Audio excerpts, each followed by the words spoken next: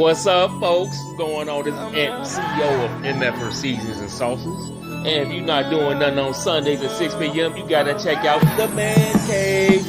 I approve this message, and I'm on my way. Check them out every Sunday, 6 p.m. The Man Cave. Yeah.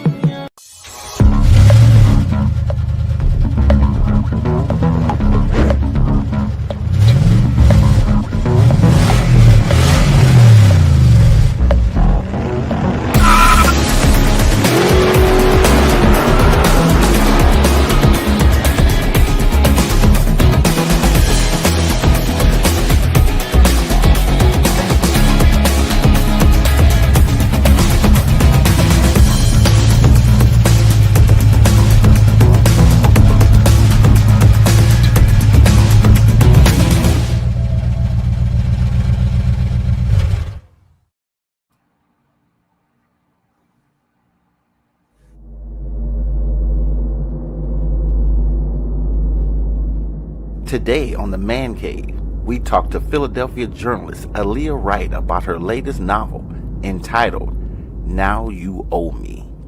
It's a wild ride with a lot of twists and turns. Now You Owe Me is a story of a pair of twins who go on a killing spree until they kidnap the wrong person. The person that they kidnapped has a friend who knows no bounds in getting her friend back. Please welcome to the Man Cave Podcast, Philadelphia's own Aliah Wright. Wow, that was awesome. Thank you so much for having me, Aaron. Man, do you know how excited I am to have you, Miss Aliah? Do you know how excited I am to be here? Welcome to the Man Cave, where we give our opinion on just about everything. Today, folks, we got a special show for you guys because on the show today is not only one of my good friends, not only one of my fellow co-workers, former co-worker, not only is she an author, mom, soon to be married up to her boo, but she is one of the best people that I know in this entire world. Miss Aliah Warren. Hi, Miss Aliah Wright. How are you doing? How are you doing today, ma'am? I'm doing great. Thank you so much for having me, Aaron. Oh, this is my pleasure to be here to talk to your readers. Talk to your readers. No problem at all. So look, we, just to give people a little bit of context, we go back like Cadillac seats. I've known you since 1999 or something like that, right? Mm-hmm. And little did I know that I was meeting a star when I met Aliah Wright. Aww. And so you have been involved in a whole lot of things that really culminated into you being the success that you are now. Like when you were like a cop reporter, all that investigative stuff went into the things that you do now. Like you never threw away anything that you ever learned, and it all is like bearing fruit. But we're gonna get into that. But I want to start off by saying, asking who is Aliah Wright for those who don't know. Who's Aliah Wright? So I am first and foremost a child of God. Secondly, I am a lot. I'm an author. I did write a publisher's bestseller, which was my first book, which was a textbook on social media management and engagement and social strategy. And that's over a decade old. But I am also a mom, a writer at heart, which is probably one of the most important things to me. Mm-hmm. I also do marketing and PR, and I also do social media strategy management. And so I'm a lot, but I'm also here. Yeah. And I'm happy to have you here. And you were right. That's a perfect way to describe you, is that you are a lot because you wear different hats and you do a lot of things at the same time. And one of the things that you have done is that you have produced a book called Now You Owe Me. Now, let me tell you something. When I picked this book up and I started reading it, I had a Bible teacher that told me you could tell a lot about a book just by going through the glossary and the chapter names and all of that stuff. But one thing I saw that was really telling is that you have a whole page here, and I don't know if they can see it, but because of the light, and it says, "For women who die at the hands of men." Mm-hmm. Can you explain how that ties into the book? So let's back up and talk about what the book's about. So Now You Owe Me is about a lot of things. There's a lot of themes that run through it. So love, hate, betrayal, revenge, and dedication and control. And it's also about the issues surrounding American culture and how people treat each other based on a lot of factors, not just based on their relationships to one another and not just race, but also to their perceptions of how people are perceived based on looks. And we'll talk about that a little bit later too. But Now You Owe Me is about these twins, Ben and Corinthia, who, and we start with their origin story. They are 7 years old when we meet them. And they witness a murder. And when they witness this murder in the very first chapter, it sets them on a trajectory of a spiral downward. And so they spend the bulk of their early 20s kidnapping and murdering young college co-eds in this sleepy Pennsylvania town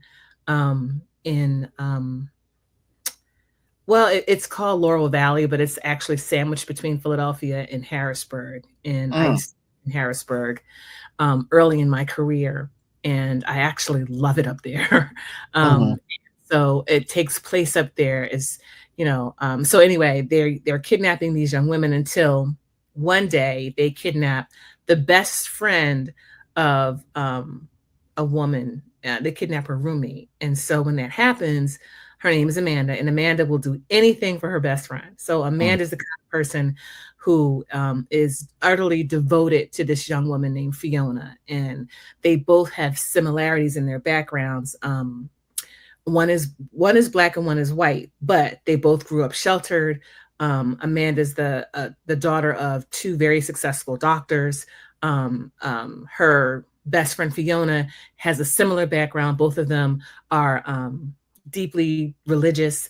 Both of them share the same goals and dreams. They're both pre-med students hoping to get into the medical field. And so they're roommates. And for Amanda, this relationship is pretty important to her. It's her first time having a best friend. And this best friend basically changed a lot about who she is and where she's going. She grew up sheltered. And so when she meets Fiona on campus and they meet in their dorm room, they click. And sometimes, some of the most lasting relationships we have are the ones that we find in college. And that's what happens to them. So when Fiona goes missing, Amanda goes all out to find her friend with disastrous results. So wow. Yeah. So I wanted to take a look at, friendship and family and, all these other issues. But at the core, the book is about these twin serial killers and what happened to them and our heroine. Wow. See, and that's the setting that I didn't expect when I opened it up. It's like, okay. And then any book that you read, you're trying to figure out where this person is going because everything is kind of like a triangular thing. Anything in your mind you're trying to figure it out, and then you start reading and you get to the specific things. And I like the way you weave that in. And so I knew we were going to get into what the book was about, but you have one of the things you just spoke about is that a lot of the characters are religious, and inside the book you have scripture scattered throughout. What was your mind thinking? So for me, I am a woman of faith. I pray regularly, and I go to church on a regular basis. And that was my background growing up, and it's been my raison d'etre. I don't know how you say it, but it's one of the things that's essential about me to know about me. So when I was writing this book, there's two reasons why their religion is a part of this book. So there's scripture throughout the book, mostly not all the chapter headings, but at the different sections of the book. And then the first one is what is the way to the abode of light and where does darkness reside, which is from the book of Job. And so each scripture is sort of like a roadmap to where the book is going. And it also serves as sort of a clue to what that section is going to be about. But on the other side, for me, there are people who will read a horror novel or a thriller, and this book has been called both, who have never encountered scripture before. And so, you know, the Bible to me is probably one of the most beautiful pieces of literature ever written.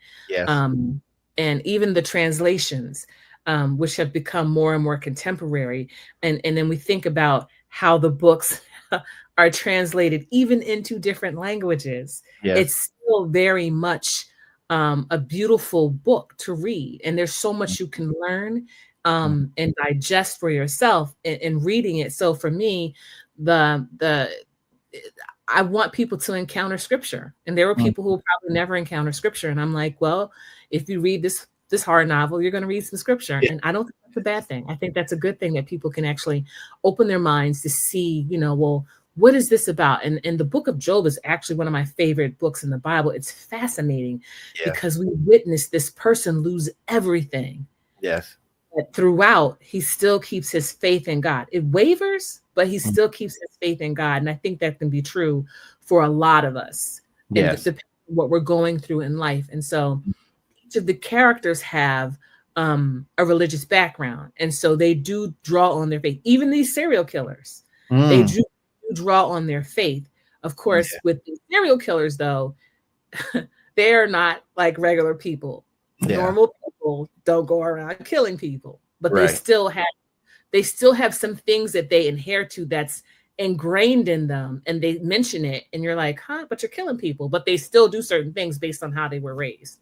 And I think that's it's very complex, but as people are complex. So I tried to convey that. It doesn't hit you over the head. It's just there. And it's like you encounter it, you read it, and you move on. And you know, one thing that's what I was going to say. One thing I noticed about it is, just like you said, the scripture is there, and some people who wouldn't read scripture will get to read scripture. I like that about it. But you know, one thing about your book, Aliah, is it is such a roller coaster. I mean, it has so many twists and turns that come early in the book, so early, because usually when you read a book, you'll get to a twist and then you'll see, okay, wow, that was a trip. But yours is like a constant ride of twists and turns.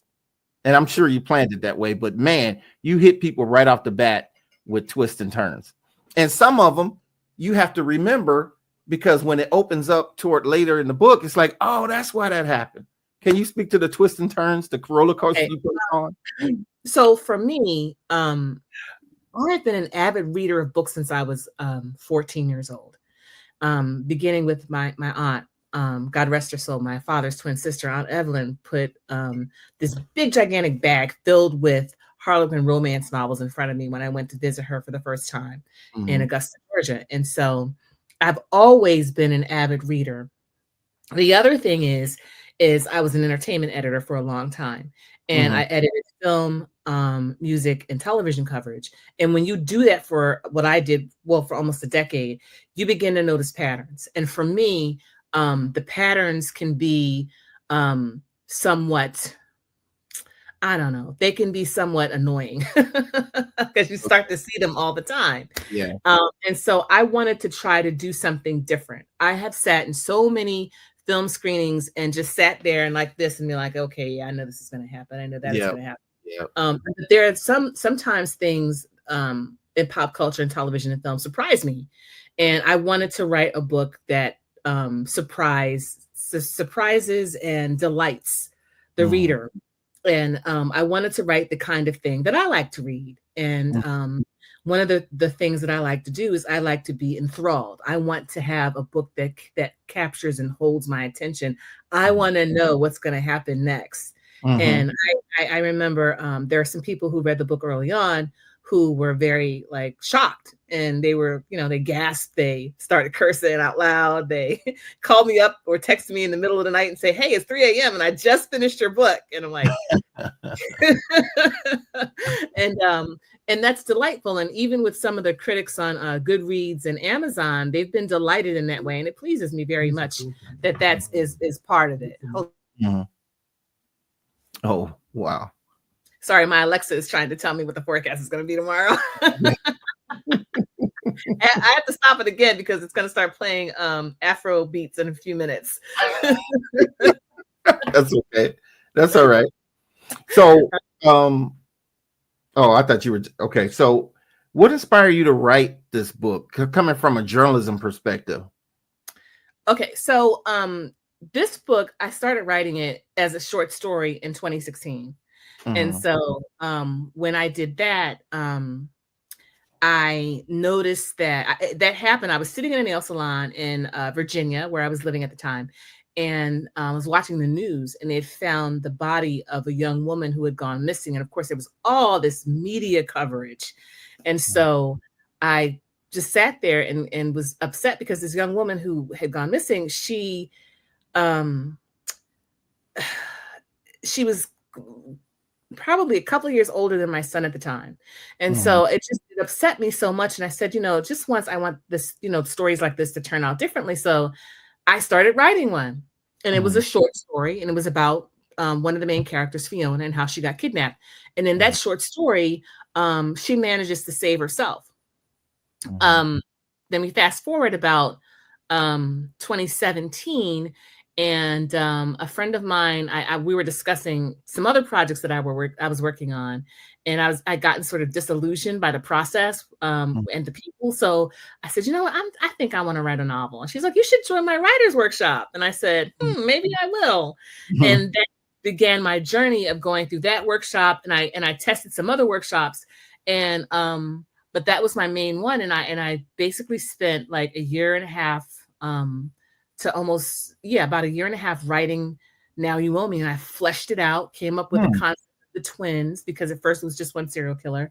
And then after that, I began to, turn it into, I expanded that short story into a novel, and I finished it in 2 years. And then, and was able to get an agent, and the agent got me a book deal, in like 2019, and then the end of 2019. No, not in 2019. He signed me as a client in 2019, and then I got, I waited like maybe it was probably 2 years. The pandemic struck, so everything like slowed down, and so we still had a lot of interest, but I finally was able to get Red Hen Press. Shout out to Red Hen Press. Give me a deal on a book deal, and so they're my publisher, and the book is out there for people now, and it's been wonderful. It's been a wonderful ride, no lie. Yeah, I can imagine. It came out in September, right? Yes. And it is published through Red Hen Press. So let me say this: I'm almost done with the book. I'm almost done, and I can see a cliffhanger coming because of all of the other twists and turns that had happened previously in the book. So if I get to the end and it is indicative of the wild ride I just read, it's going to beg of a sequel. Am I too early in asking about that? You're not. I am almost done with the sequel. In fact, I've been editing it over this holiday season. It's a lot, because book 2 is slightly longer than book 1. But it resolves everything. So all the things that happen at the end of the book, I'm wrapping them all up in a nice, neat little bow in book 2. Okay. And I also actually started working on book 3 too. So really, book 3? Yeah, there's a book 3. Wow. Yeah, and I'm really excited about that too. And then I have some other things on my to-do list, including another a different topic, an epic that I want to write that's based on a battle in the Bible, actually. So I'm looking at that. Yeah, and then toying with another thriller another serial killer thriller, but this one I think I might want to write it with my son, who's also a very talented writer. And it's based on a folklore tale in the South. So, oh, really? Wow. Yeah, we're talking.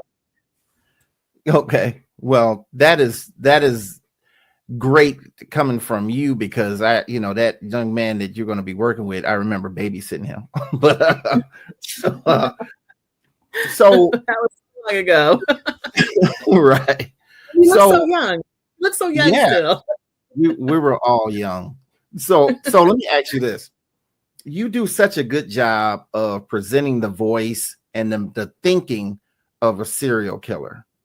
Like, how did you get yourself in that mode to actually speak and think like a serial killer? Did you like, okay, let me go ahead and kill somebody and see how? No, I'm just kidding. But no people were harmed in the writing of this book. There were some people I wanted to kill at one point, but God wouldn't let me do that. So did you?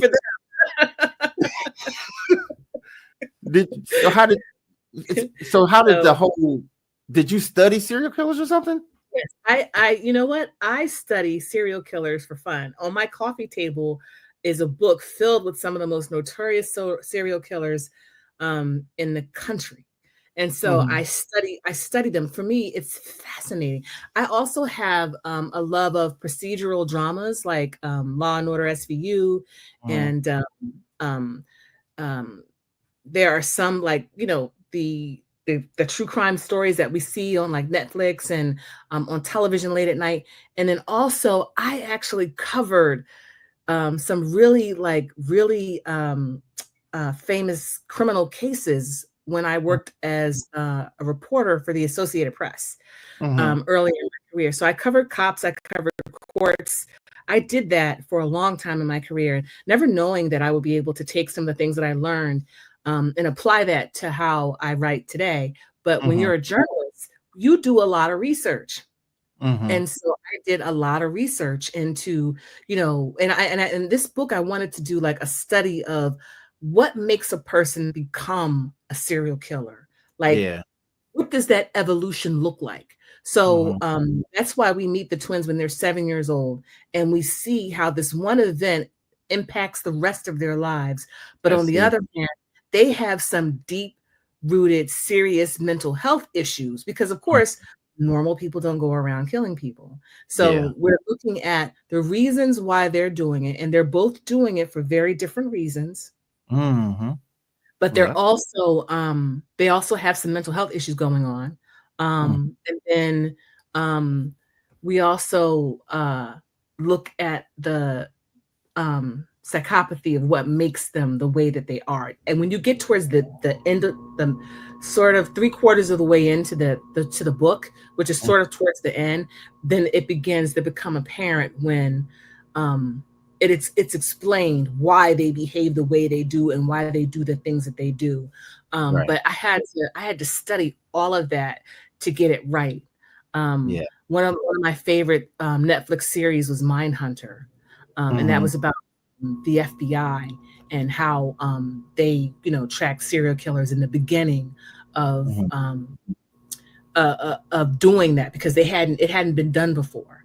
And so for me, it's like, and then I'm looking at, all the different things that, makes a person want to behave in the ways that they behave. So for me, it was just doing a lot of research, and I did a lot of research on that topic. And I also did a lot of research on because the other thing, and I know I'm probably talking too much, but when you're writing a novel, thank you. When you're writing a novel, it's different from writing newspaper articles. It's different from writing for television. It's different for writing radio. And I did all three of those things when I worked for the Associated Press, because we had to write broadcast copy, and then we also had to write print copy. And so when you're writing for those different mediums, writing a book is completely different. It's like, there are certain things that you do that you don't do, like AP style. I mean, there's certain things that you don't do when you're writing a book. And there's certain ways that you can go in and out of a novel. And so I had to learn how to do all of those things. And so a lot of my background was just not just researching the premise of the focus of the book, but also being in a workshop and understanding how to craft and construct a story and do story, and I have like all these, I have like a cork board in front of me that has notes on it, and I talk to people about on my TikTok about, how to craft a novel, about how to write, how to structure, how to set up your time even to do these things. So wow, man, Leah, I'm too impressed by you. Let's get to some of these comments. Miss Rosalind Redmond says, I could not put the book down. She says she couldn't put the book down.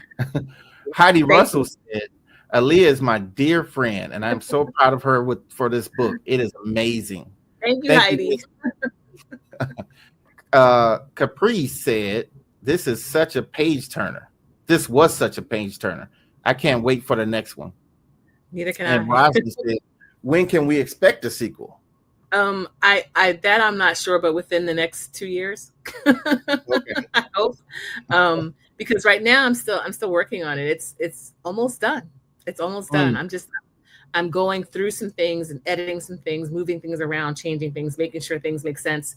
And I'm still trying to hold myself to that whole cliffhanger premise, because we talked about that before. Like, I like to write so that every chapter makes you want to keep reading more. And that's why some people have called it fast paced, a page turner. They can't put it down.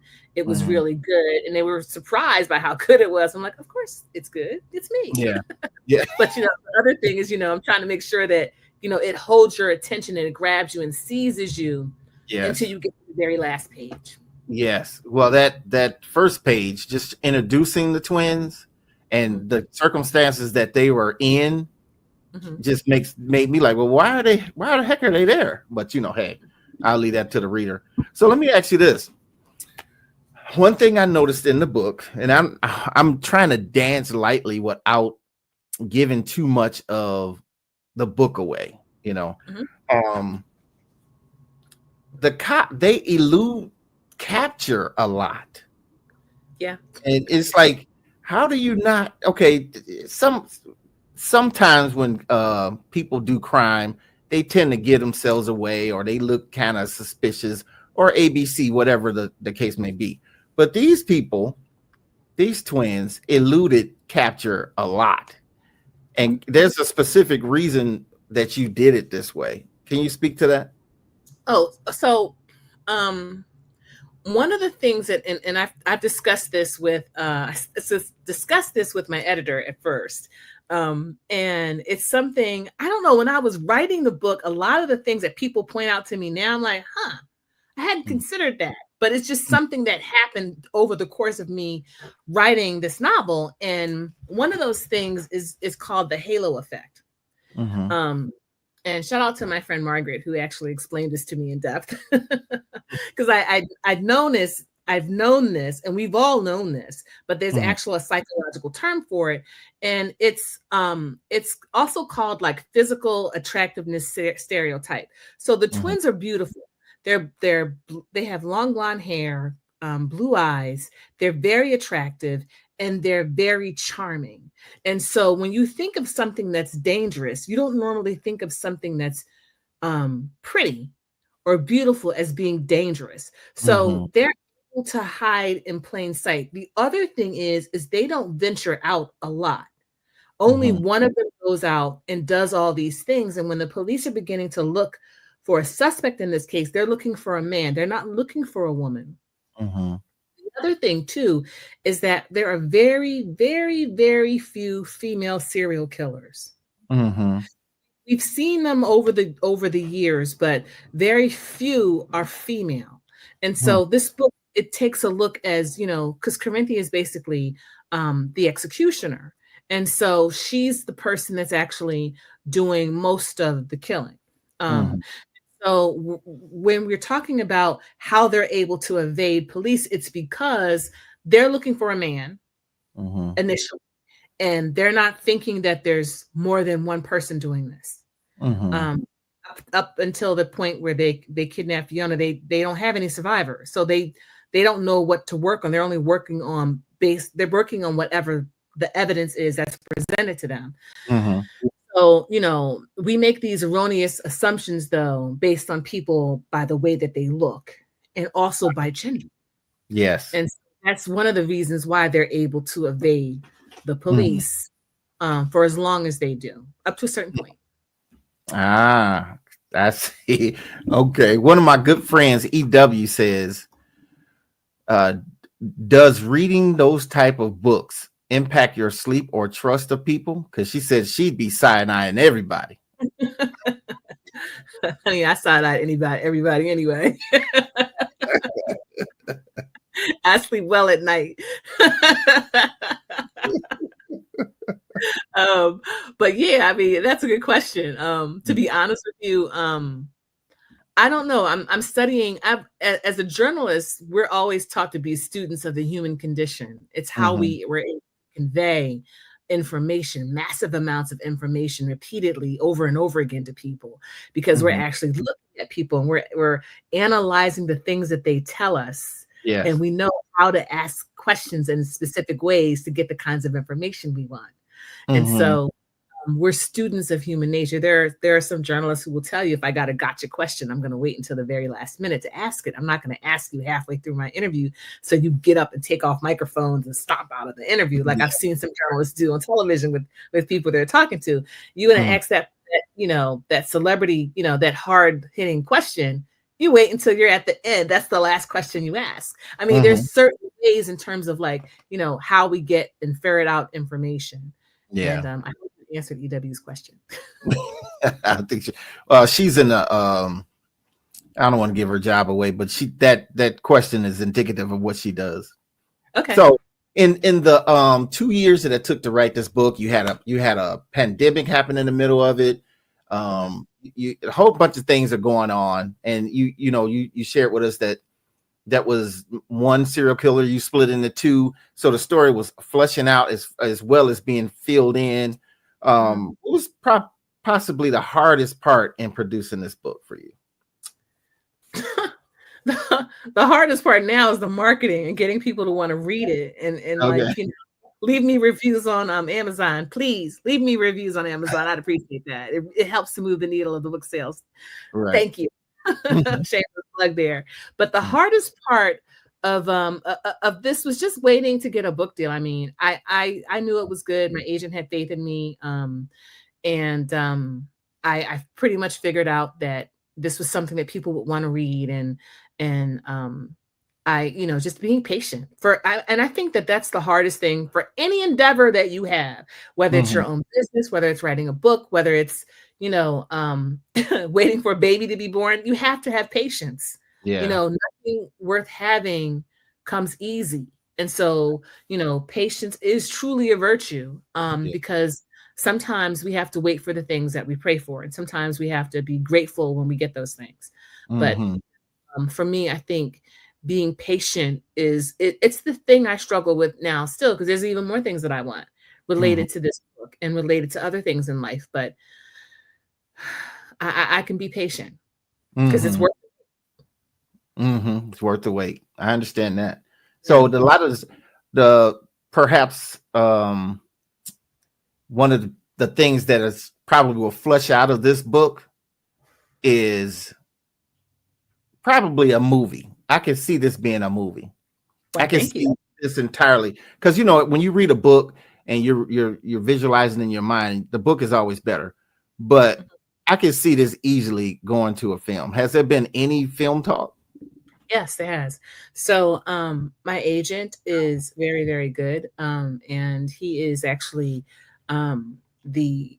he handles all the film acquisitions for the literary agency that I'm represented by. And so we've been sending it out to people, and the reviews have been positive, but we haven't had any nibbles yet. I've also been back and forth to Hollywood. I've talked to some studio executives, and I've also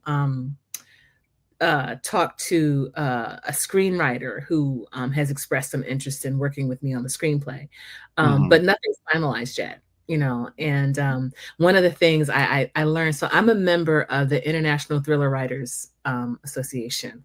And okay. And I was there at their conference in 2023. I didn't go this year, but while I was there, I attended a bunch of different sessions. And R.L. Stine, who writes Goosebumps, was pointing out how Maurice Sendak, who wrote Where the Wild Things Are, his book wasn't turned into a movie until decades and decades after the book had been published. Oh, wow. Other writers there who had their books that were being even now featured on Netflix. And they were like, yeah, I wrote that book 18 years ago, so sometimes it's not, instantaneous for everybody. And, popularity of a book, the reviews that may climb after a while, people who will read the book. There was interest early on before the book was even published by Hollywood. But right now, I'm still in I'm in a waiting mode. And I honestly believe that when the right opportunity comes along, it'll present itself and I'll be ready to accept it. And, I've had some preliminary conversations with a few folks, and I'm just, waiting for the best possible outcome for myself and for my families. Yeah, I totally understand that. Yeah. I'm going to go ahead. I'm sorry. I do see there's potential for, for a whole, series of books and series of either, television series or a movie. And I can be patient. Okay. You said that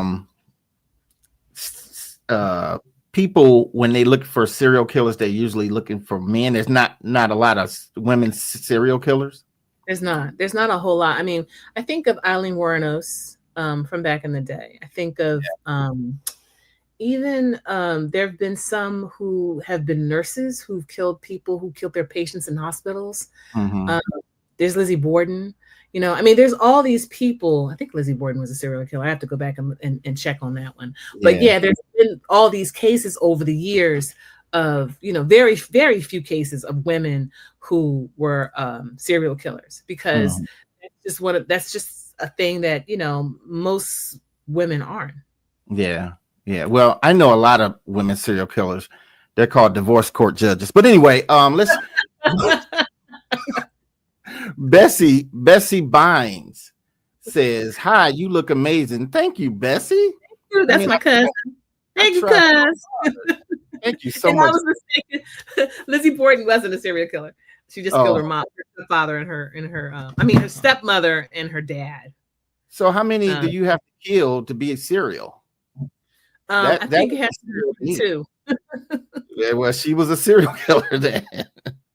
Rosalind says, you should reach out to Solomon Jones of Philadelphia. He has written books and is on the radio.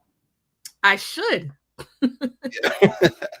EW came back and says, not to pry, but did you try other non-Hollywood sources like Tyler Perry? Yeah, I'm moving in that direction. But honestly, Tyler Perry is Hollywood. I'm sorry, he is.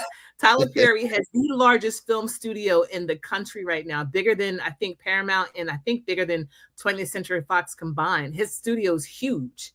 So, and he has made such an indelible imprint on not just on how films get produced, but the ways that African-American culture is portrayed on screen. And also, he's giving so many actors and actresses the actual payment that they should have been making all along throughout their careers, because many of them now are coming forward saying, I've never been paid like this before. He changed my life. You have actors and actresses who've been out there for decades, and now they're finally getting the kinds of paychecks that their white counterparts get. So, he's made a huge input. The other thing, and that's a very good question, because I wanted to bring this up. We talked about this earlier, Aaron, is that there are so many African Americans, Black people who have their own production companies and film studios. I was reading the other day that Cat Williams is opening up his own film studio. Of course, 50 Cent has one. Jordan Peele with Monkey Prod Productions. You have Issa Rae with Hooray Media. You have all these other stars huge film stars that have their own production companies, and they all need good stories like mine to turn into, to turn into TV shows and to turn into films. So, I'm hopeful. I'm not just looking, and we tend to say, it's all hot to me. It's all Hollywood because they're all they got to bring in those stars to bring in that money, to make that, to do all the movie magic that happens. So yeah, it's not just the mainstream, not at all. But yeah, we're looking into all of that. So let's one basket. So let's tell people how to get this book, because you will be amazed. This is how you get the let's tell them where it's available. Don't forget to turn your mic back on.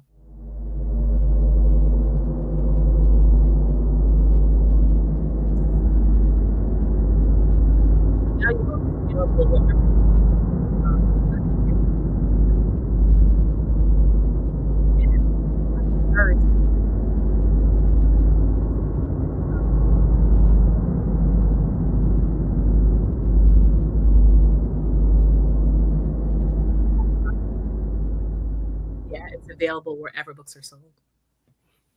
All right. You know what? I think my sound was a little too much for your mic. So I heard myself well, but I can repeat it. So if you could flash that Get It at Bookstores like in the comments, I'd appreciate it, because I can't actually access the comments from here. Okay. Yeah, that if you could put it in the comments box, that would be great. But yeah, Now You Owe Me is available at bookstores, but I would encourage your viewers to actually visit the websites of their neighborhood or favorite bookstores to buy the book, because this time of year is when bookstores make their most money, and small independent bookstores or large bookstores, whether it's Malik Books in California, or Wolf and Crone Books in New Jersey, or Looker Books in Coatesville, Pennsylvania, or Barnes and Noble, or where I had my launch party, Politics and Prose in Washington, D.C. Those bookstores are the lifeblood of how people actually read. Amazon doesn't set the tenor for what gets sold, but it's important in the book industry, but it's not as important as the bookstores, because as the bookstores go, so do the online platforms that sell books. And so it's really, really important to support bookstores. And plus, bookstores are, it's sort of like the last place where you can go just to browse, and take your kids and have them do story time. And you can find a good book to read to them, after you've gotten them, bathed and they're snug in their pajamas in bed at night. It's not all about having a book that you can read on your e-reader, but having a physical book, especially when you're talking about kids and they're at that stage where they're actually able to turn the pages and look at the pictures and all that other stuff. And then, of course, the adults can, while their kids are looking at books, sneak over to the adult section and pick up Now You Owe Me. And put that in your bag so you can take that back home. But bookstores are, and it's interesting, because I think I was telling you earlier that there's a statistic that shows that most people, the most people who read books are Germans. Germans read more books than anybody else. Really? And we're, we all, everywhere all over the world, you have people who are in their phones all the time. And some of them may be reading books, but some of them are usually just, scrolling through whatever the algorithm's feeding them, and not even having conversations with your friends. They're just looking at videos of things that are of interest to them, trapped in their own echo chambers. We can have a whole podcast on that. But it's like, I think that, we should actually get out more and go to bookstores and go to book signings and talk to authors like me and other authors. I've been, talking to a lot of the authors that I've been on. I've been on a book tour since February, and I've been talking to a lot of authors from all over the country, about the importance of like writing, because we're in our heads and we're creating these stories and we love this. We want people to actually pick up the book and hold it in their hands and read it, or listen to an audio book, or read it in their e-reader in their phone. But like I said, bookstores are definitely need your dollars, especially this time of year. Yeah, and that's an interesting point. Does Now You Owe Me have a audio version? They're working on it. Okay. I'm very pleased to tell you that, because my publisher just told me that about a week or so ago, and told me that they're working on hiring an actor to do the voice for the audiobook. So I'm really super excited, because audiobook, for me, it's easier for me to get through books faster with the audiobook. I can read more books, if I'm listening to them. And that's a lot of people. But I have a lot of books on my my to-do list. And I'm in the middle of a really, really good book right now. Okay. All right. So Joe Hyder says, "Go show. You always bring it. Keep it up. You always bring it. Keep up the good work. And your guest is amazing." Thank you, Joe. That's my brother. That's a good brother right there, Joe. Thank you, Joe. And I just want to say hello to Cynthia Murphy. How you doing, Cynthia? I hope you're doing well. So let me tell you what I've noticed about this book. Even though we got serial killers in it, even though you got a lot of things that happen that are crime and punishment and unnecessary pain, you do see love there. There's this strand of love that and people do things out of love that ain't so much the right thing. Right. Am I hitting on the right string in this book? Yeah. Or the smart thing. Yeah, or the smart thing. Yeah. So Howard, was that important to you to keep that strand of love going through the characters and through the situation? Yeah, because that's a motivation for both the twins and for Amanda. So Ben and Corinthia love each other tremendously, and they do everything for each other. There's a little bit of guilt in there too, but they love each other tremendously, and they support one another. And so they each have their own reasons, and you can find that out when you read the book for why they're doing the things that they're doing, but they do love each other and they want to protect each other. So that's an important part of it. And then with Amanda and her best friend Fiona, Amanda would do anything for her best friend. And it's the kind of love, like I think I mentioned before, that they met in college and they're college roommates. They're both in their 20s, early 20s. And they're, like I said, they're roommates and they live together. And so for Amanda, when she met Fiona pulled her out of her shell, so Amanda was kind of sheltered. And when she goes to college, she meets this girl who basically changes her worldview. And she begins to depend on Fiona for a lot. She knows that this girl is going to be her best friend for the rest of her life. And so for her, when she goes missing, there's a part of her who feels guilty because the night that Fiona goes missing from a corner bar where all the college kids frequent. And so it's Halloween. And so she goes missing on Halloween. And the night that she goes to go out, she begs Amanda to go with her. And Amanda says, "No, I got to study. I got to do stuff. Plus, I'm working later, so I will see you." And she worked at the local eatery cafe where all the kids would go after they leave the club. So she says, "Well, I'll just see you. I'll see you after everybody's, leaving the club anyway, because I'll be working where y'all all going to show up." So she's like, "Okay." But what happens is Fiona never makes it.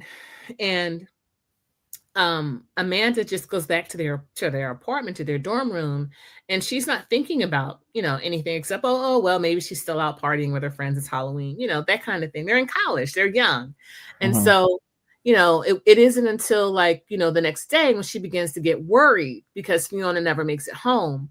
So for her, she harbors a lot of guilt because she's like, well, if only I'd gone with her, The other thing is this is my best friend. Like, what are you cops doing? How are you going to find her? So she pesters the police, she pesters the FBI. And so this is the basis for what she does. So Amanda, on the cover of the book, you see Amanda, looking like she's she's standing at this stand of trees and she's looking at a figure in the distance. So I should hold up the new cover. Oh, this is not the new cover? That's the old cover. Is it? the new cover with me? Oh, I don't know if I have the new cover with me. Wait, I do. I have it. I always got this around me somewhere. This is the new cover. You probably can't see it because I'm like, yeah, the background is bleeding. Maybe, yeah. I don't know. You can't see it's blocking out everything that you try to do. Oh, there we go. Okay. Okay. Oh, I see. Amanda with a little afro. So she's looking at Ben. And so one of the things one of my friends was like, black girl, she ain't going through the woods for nobody. Yeah, that's true. And because it's good that she already has an afro because that moisture in the air would make whatever afro. Ah, there goes. So, but Amanda takes a lot of chances.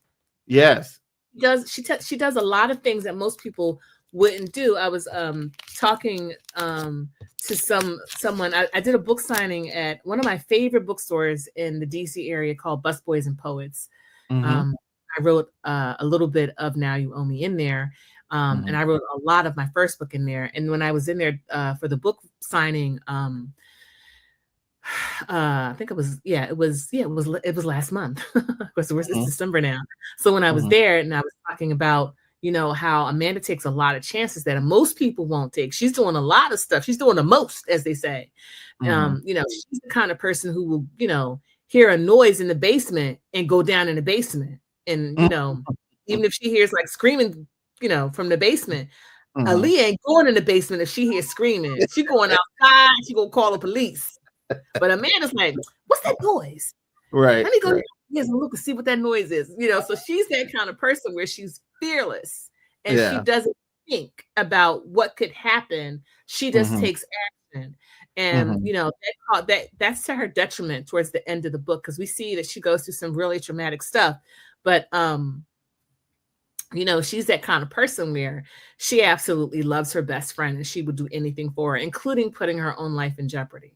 And you can clearly tell that as well, because one of the things that I like about this book is setting me up for a cliffhanger, because I'm not at the end, but I'm close to the end, and one of my questions is, okay, something's about to go down with this Amanda girl, but I don't know what it is yet.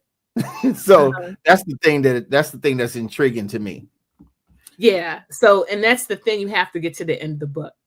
Oh, okay. And that way, when you get to the end of the book, then you'll see exactly what I'm talking about. Because it's like, I want you to understand that, Amanda, she's fearless. She doesn't think twice about, anything. She's like, I'm going to go save my friend. I'm going to do what I need to do. And maybe I should wait, and see how it shakes out. But at the end of the day, I'm just going to go down there and do what I got to do. Wow. Then that's the love of friends that I'm talking about, because she does that for a friend. Yeah. Because if I meet somebody in college, and even if they bought me a new house, if they got kidnapped, I'm like, dang. But I'm gonna enjoy that house. I ain't leaving. I ain't going to get them. That's it. You just kidnapped. But EW says, I'm so excited for you, praying you great things, books, movies, TV series, or streaming. Whatever this book takes you, she is so. Thanks for your prayers. I appreciate it. Thank you so much, EW. I appreciate it, because I would love to be able to make that leap, because these characters, I mean, they keep me up at night.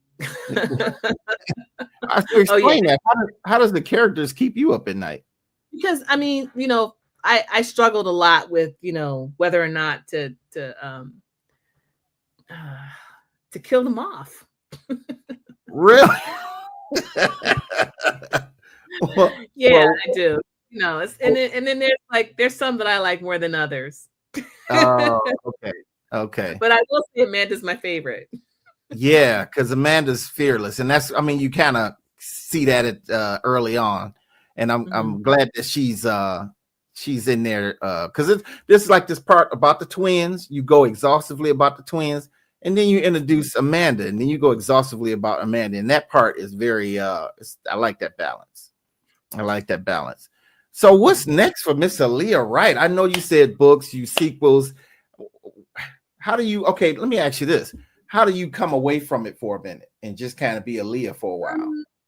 It's been interesting because I have not been writing. I was writing sort of like in the beginning of the year up until this spring, and then I stopped because I had the wonderful opportunity to earn a certification in digital marketing strategy from Harvard Business School Online. So I stopped everything to focus on getting that certification from Harvard, and it paid off. I was able to do that, and it's a wonderful way for me to learn about digital marketing strategy. And so I put a lot of stuff on hold because I have other interest in how I do my job, and also in this process, and also in writing. And so I also, like I said, I was working on book 3 actually, and I'm sort of maybe close to halfway finished. And I talked about this with some writer friends, in terms of like how, whether you're a pantser, which is a person who just writes, and then a plotter, which is a person who uses outlines and figures out exactly what step they're going to take next. And that's what I do. Yeah. And so I do that. And I have a very robust TikTok channel, which is at Aliah Wright. And so you go to my TikTok channel and my Instagram page, it's all just put in Aliah Wright. You could spell my name, or, AliahWrite. And then it's AliahWrites. It varies from platform to platform, but yeah. So, and then I talk about, the structure of what I do, like how to write a book, where to start, where to begin, how you finish, how to finish faster.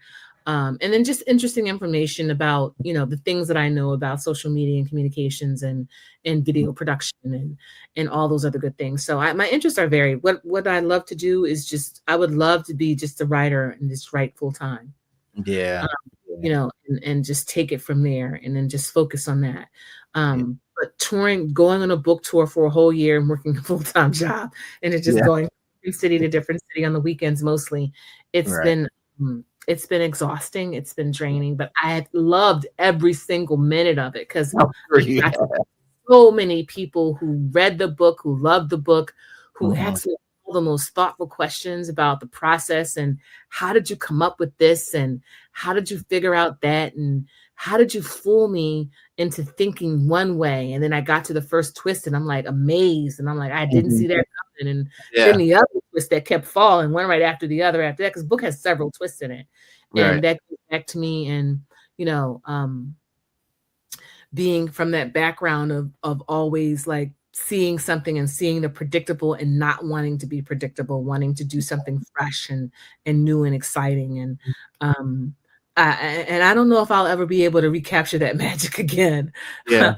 Because the second book basically picks up where the first book leaves off, and there's a lot of resolution, but then there's a lot of new stuff that happens, and there are a lot of characters that come through who I'm absolutely just in love with. Yeah. So, I can't wait for people to see, book 2 and see where that's going to go. Wow. So, Aliah, I am so impressed with you. It is so good to have good friends, because like I said, we go back like LeBron James's hairline. We are such cool people that but can leave money alone.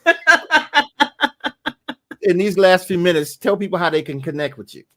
Okay, so you can follow me. I'm on virtually every platform. You can just put my name in, Aliah Wright. You can go to aliahwright.com, and that's my name.com. And at the very bottom of my website, there are all of my social handles. But actually, if you go to that QR code that's up there, that will take you to my social media. I just got on Blue Sky like a week ago, so I got to add that one. But I also am on Facebook and IG and TikTok. I'm more on TikTok, I think, more than anything else. And then those are the 3 primary channels that I use a lot. I'm also on Threads, and I'm also on Twitter.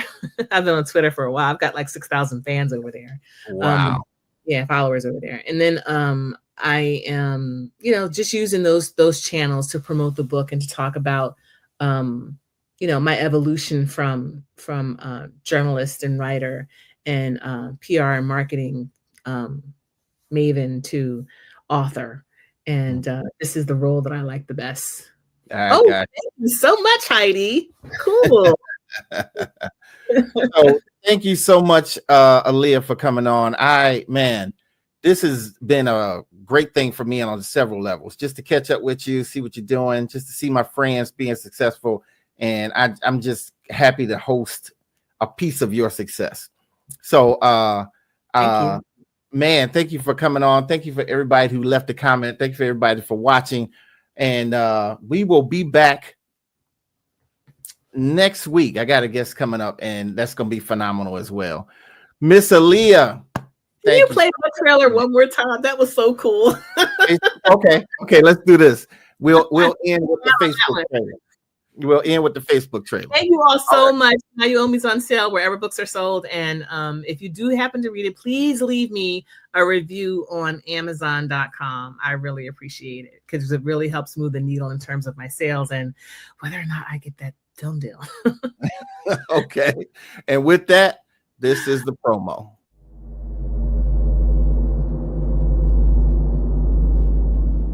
Today on The Man Cave, we talk to Philadelphia journalist Aliah Wright about her latest novel entitled Now You Owe Me. It's a wild ride with a lot of twists and turns. Now You Owe Me is a story of a pair of twins who go on a killing spree until they kidnap the wrong person. The person that they kidnapped has a friend who knows no bounds in getting her friend back. Please welcome to the Man Cave Podcast, Philadelphia's own Aliah Wright.